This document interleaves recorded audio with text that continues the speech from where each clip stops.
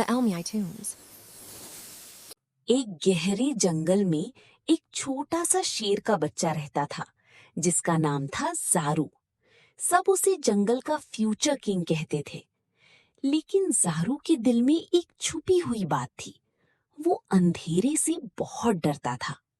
दिन के वक्त ज़ारू सबसे तेज भागता, खेलता और अपनी हिम्मत दिखाता। लेकिन जैसे ही रात होती और जंगल में अंधेरा छा जाता, ज़ारू अपनी माँ के पास चिपक जाता। मैं अकेला नहीं जाऊंगा, वो हमेशा कहता। एक दिन जंगल के दूसरे जानवर उसका मजाक उड़ाने लगे। शेर होकर अंधेरे से डरते हो? ज़ारू चुप हो गया। उसे बुरा लगा, लेकिन डर कम नहीं हुआ। उस रात कुछ अलग हुआ। तेज हवा चल रही थी, पेड़ों की पत्तियां हिल रही थीं, और अचानक ज़ारू की माँ शिकार के लिए बाहर चली गई। ज़ारू अकेला रह गया। उसका दिल जोर जोर से धड़कने लगा। अंधेरा, मैं क्या करूं? उसने सोचा। तभी उसने दूर से हल्की सी आवाज सुनी। हेल्प, कोई है? ज़ारू पहले तो डर गया, लेकिन फिर उसने हिम्मत जुटाई।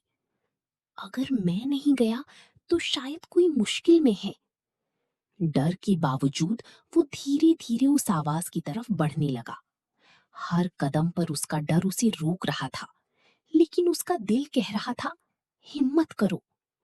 जब वो पास पहुंचा, उसने देखा एक छोटा सा हिरन का बच्चा झाड़ियों में फंसा हुआ था। प्लीज मेरी मदद करो, हिरन ने कहा। ज़ारू ने तुरंत अपने दांतों और पंजों से झाड़ी हटाई और उस हिरन को आजाद कर दिया। हिरन मुस्कुराकर बोला, तुम बहुत ब्रीव हो। ज़ारू हैरान रह गया। मैं ब्रीव? उसने पहली बार महसूस किया अंधेरा इतना डरावना नहीं था जितना उसका डर था। उस रात के बाद ज़ारू बदल गया। अब वो अंधेरे से भागता नहीं था, बल्कि उसे समझने लगा था।